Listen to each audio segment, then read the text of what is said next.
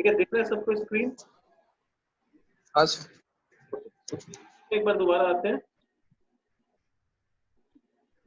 A and B किस ratio में business कर रहा था? 3:2 में। C comes for 1/6 share. C कितना शेयर के लिए आ रहा है? 1/6 in the firm and takes equally from A and B. अब वो किससे ले रहा है ये शेयर? ए और बी से ले रहा है, पर वो बोल रहा है हम चाहते हैं कि इक्वली दे। तो ए का हिस्सा कितना था पहले? 3/5। बी का हिस्सा कितना था? 2/5। अब 1/6 का वो बोल रहा है आधा ए से लेना है मेरे को, आधा बी से लेना है। तो 1/6 का आधा जब होता है तो उसको हम 1/12 बोलते हैं। तो 3/5 में से 1/12 ए से माइनस हो गया। हम लोग एलसीएम लेके जब कैलकुलेट किए तो 31/60 आया। सिमिलरली बी का हिस्सा था 2/5, उसमें से जब 1/12 माइनस किए तो आया 19/60। और सी को मिला 1/6, तो उसका बेस को 10 60 बनाने के लिए इंटू 10 कर दिए। तो अल्टीमेटली 31/60, 19/60 और 10/60 आया। रेशियो में 60 60 60 कट गया, तो न्यू रेशियो हुआ 13:19:10। फिर आता है सैक्रिफाइसिंग रेशियो, क्योंकि ऑलरेडी क्वेश्चन में बोला हुआ है कि इक्वली लिया है ए और बी से, तो हम लोग को फिर निकालने का जरूरत नहीं है। जैसे हम लोग पिछला बार निकाले थे old ratio minus new ratio करके, डायरेक्टली पता है कि सैक्रिफाइसिंग रेशियो इज 1:1। तो दिस वाज अबाउट केस 2। अब हम लोग चलते हैं केस 3 में।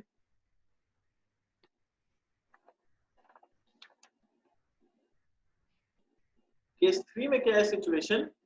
A and B is doing business in ratio 3:2. C आया 1/6 शेयर के लिए, पर इस बार C किस A और B से किस रेशियो में ले रहा है? 2:1 के रेशियो में लेना चाह रहा है।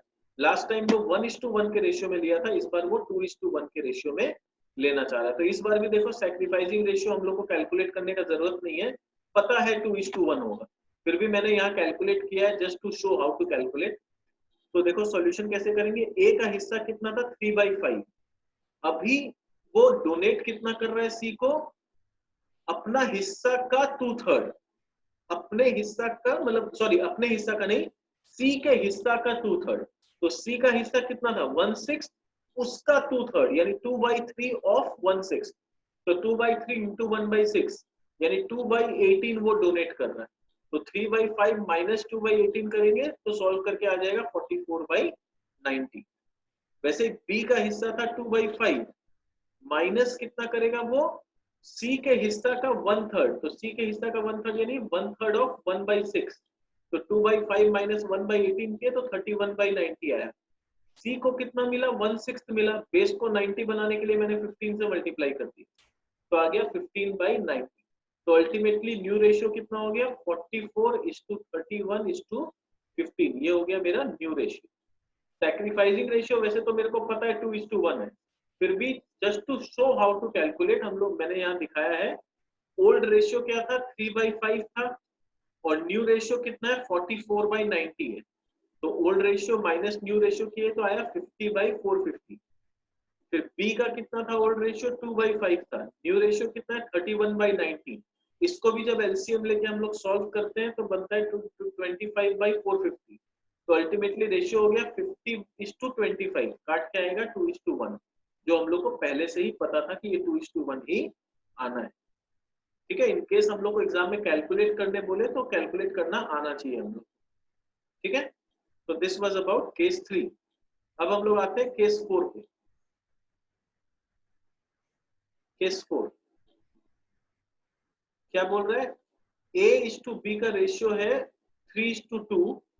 C takes 1/3 of A and 1/5 of B। देखो ये एक स्पेशल केस है। अभी तक केस 1, 2 और 3 में हम लोग जो सीखे उसमें क्या सिचुएशन था कि मेरे को पता था कि C का टोटल हिस्सा 1/6 है। अब कभी वो 1:1 के रेशियो में ले रहा था, कभी वो 2:1 के रेशियो में ले रहा था, वो जो भी मैटर हो उससे अपने को फर्क नहीं पड़ रहा है, पर टोटल पता था कि 1/6 है। ये वाला सम का स्पेशलिटी ये है कि सी बोल रहा है हमको ये पता नहीं कि मेरे को टोटल कितना चाहिए, मेरे को ए का 1/3 चाहिए और बी का 1/5 चाहिए, फिर दोनों मिला के जो बनेगा वो मेरा होगा।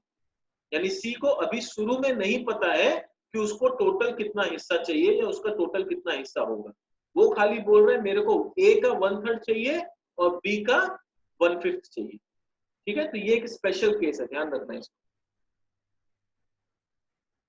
अब देखो ए का हिस्सा पहले कितना था 3/5, तो 3/5 का 1/3 बी लेगा, सॉरी सी क्या बोला, हम ए का हिस्सा का 1/3 लेंगे। देखो यहाँ सेंटेंस से ही समझ में आ जाएगा, 1/3 ऑफ ए, ऑफ का मतलब मैथ्स में क्या होता है, जब हम मैथ्स में ऑफ बोलते हैं इसका मतलब क्या, मल्टीप्लाई। तो 1/3 ऑफ का मतलब इंटू ए का शेयर कितना है 3/5, तो 1/3 इंटू 3/5, यानी 3/15 हिस्सा वो ए से लेगा। बी से कितना ले रहे हैं 1/5 ऑफ बी, यानी 1/5 इंटू 2/5, तो 2/5 माइनस 2/25। तो इसको जब हम लोग कैलकुलेट किए तो अल्टीमेटली कैलकुलेट करके हम लोग का रेशियो क्या निकला, ए से मिला ए का बचा यानी माइनस करने के बाद बचा 150/375, बी का माइनस करने के बाद बचा 120/375, और सी को कितना मिला 3/15। ये देखो ये है 3/15, 3/15 मिला ए से, यहां लिख दिए, 2/25 मिला उसको बी से, वो यहां लिख दिए। दोनों को प्लस करके पता चलेगा कि सी को एक्चुअली क्या मिला, तो ये प्लस करके सी को मिला 105/375। तो अल्टीमेटली बेस तीनों का सेम हो गया तो कट गया, तो न्यू रेशियो हो गया हम लोग का 150:120:105, दैट इज 10:8:7। अब आता है ए ने क्या सेक्रीफाइस किया और बी ने क्या सेक्रीफाइस किया। तो यहां पर सेक्रीफाइसिंग रेशियो देखो कैसे निकलेगा, ए ने कितना दिया था 3/15 दिया था, बी ने कितना दिया था 2/25, तो ए से मिला 3/15, बी से मिला 2/25। अब ये लोग दोनों का बेस को सेम करना पड़ेगा, तो 15 को इंटू 10 कर दिए और 25 को इंटू 6 कर दिए ऊपर नीचे, तो दोनों का बेस हो गया 150 का। तो ऊपर में न्यूमरेटर क्या आ गया 30 और यहाँ आ गया 12, तो सैक्रिफाइसिंग रेशियो आ गया 30:12, जो फर्दर काट के बचा 15:6। तो ये एक बहुत स्पेशल कैटेगरी होता है जहां पर सी का खुद का नहीं पता होता है कि वो टोटल कितना लेने वाला है, वो खाली ए से बोलता है कि हमको इतना चाहिए, बी से इतना चाहिए, फिर हम लोग को पूरा कैलकुलेट करके निकालना पड़ता है सी को टोटल क्या मिला, और फिर सैक्रिफाइसिंग रेशियो भी निकालना पड़ता है। तो ये वाला केसेस एग्जाम में बहुत आता है, ये case number 4 is very important. ठीक है, now coming to case number 5।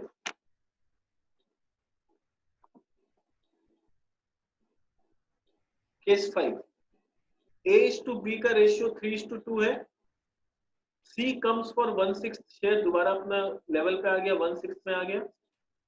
अब यहां पर डिफरेंस क्या बोल रहा है, after C's admission A and B decided to share profits equally, यानी C को 1/6 देना है, पहले C को हम 1/6 दे देंगे, और C को 1/6 देने के बाद जो बचेगा उसमें A और B बोला हम लोग इक्वली बांट लेंगे प्रॉफिट। तो दोबारा से एक बार हम लोग आते हैं वो चॉकलेट वाला एग्जांपल में। चॉकलेट वाला एग्जांपल में क्या था, 30 चॉकलेट्स था, पहले ए लेता था 18, बी लेता था 12। अभी क्या हुआ 30 में से सी को पहले 1/6 दे देंगे, 5 चॉकलेट दे देंगे, तो बचेगा मेरे पास कितना 25 चॉकलेट। इस बार 25 चॉकलेट वो लोग बोल रहे हैं हम लोग इक्वली बांट लेंगे, यानी सी को देने के बाद जो बचेगा वो हम लोग इक्वली ले लेंगे, यानी 12.5 चॉकलेट ए लेगा, 12.5 चॉकलेट बी लेगा। तो किसको कितना मिला, ए को मिला 12.5, बी को मिला 12.5 और सी को मिला 5। ठीक है, तो उस तरह से यहाँ पर कैलकुलेट करना पड़ेगा। तो यहाँ पर क्या हुआ, ए का शेयर कितना हुआ, देखो सी का 1/6 शेयर था, तो रिमेनिंग शेयर कितना हो गया 1 - 1/6, 5/6 रिमेनिंग शेयर बचा। अब ये रिमेनिंग को ये लोग बोल रहे हैं हम लोग इक्वली यानी आधा आधा बांट लेंगे, तो ए को कितना मिलेगा हाफ ऑफ 5/6 यानी 5/12, बी को कितना मिलेगा हाफ ऑफ 5/6 दैट इज 5/12, सी को क्या मिला 1/6 ऑलरेडी वो ले चुका है दैट इज 2/12। तो रेशियो बन गया 5:5:2। सैक्रिफाइसिंग रेशियो निकालना है तो old ratio minus new ratio करेंगे। ओल्ड था 3/5 ए का और न्यू है 5/12, माइनस करके आया 11/60। बी का ओल्ड रेशियो था कितना हम लोग का 2/5 और अभी न्यू रेशियो है 5/12, सॉल्व करके आया -1/60। ये बहुत इंपॉर्टेंट चीज है, ये मैं समझाऊंगा अभी। और सी का क्या था, सी को तो कुछ सेक्रीफाइस हुआ नहीं, इनफैक्ट उसको तो मिला ही है 1/6। तो यहाँ पर इंपॉर्टेंट ये है कि अभी तक हम लोग जो भी सम किए उसमें हम लोग देखते थे ए और बी दोनों सेक्रीफाइस कर रहे हैं, पर यहाँ पर सिचुएशन उल्टा हो गया। अगेन चॉकलेट वाला एग्जांपल में आ जाओ, ध्यान से देखो, पहले बी को कितना मिलता था, 12 चॉकलेट। अभी नया नियम के हिसाब से बी को कितना मिल रहा है, 12.5 चॉकलेट। Am I right? तो 12 चॉकलेट से 12.5 चॉकलेट हो गया बी का, है ना। तो बी को तो फायदा हुआ है कि नुकसान हुआ है, उसको तो 0.5 का फायदा ही हुआ है, नुकसान कुछ नहीं हुआ है। पहले 12 चॉकलेट मिलता था, अभी उसको 12.5 चॉकलेट मिल रहा है, यानी 0.5 चॉकलेट का बी को फायदा ही हुआ है, बी नुकसान में नहीं है। इसीलिए यहाँ पर जब हम लोग कैलकुलेट किए तो बी का माइनस आया। माइनस मतलब बी भी गेन कर रहा है। तो यानी 11 हिस्सा जो ए सेक्रीफाइस कर रहा है, उसमें 10 हिस्सा सी को मिल रहा है और 1 हिस्सा बी को मिल रहा है। तो यहाँ सेक्रीफाइस करने वाला सिर्फ एक जन है और बी और सी आपस में फायदा उठा रहा है, ना कि सेक्रीफाइस कर रहा है। Thus we see that in the above case A sacrificed 11/60 whereas B and C gains 10/60 and 1/60 respectively. Clear है ये अलग? किसी को कोई कंफ्यूजन हो तो प्लीज हैंड रेज करना।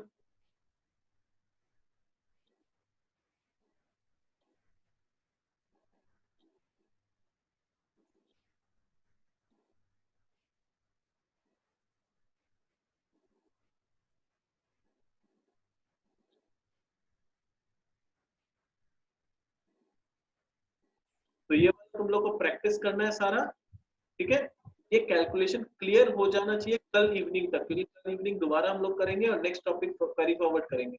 और कल अगर ये कैलकुलेशन नहीं आएगा तो समझ में नहीं आएगा, ठीक है। तो आज के सेशन को यही एंड करते हैं, मिलते हैं हम लोग कल, ठीक है। चलो, have a good day. I hope सबको समझ में आया क्लियरली, ठीक है। तो लॉकडाउन में हम लोग इस तरह से कर सकते हैं कंटिन्यू, और उसके बाद सर टाइम सेम टाइम 6:30, ठीक। ओके, चलो बाय बाय। बाय।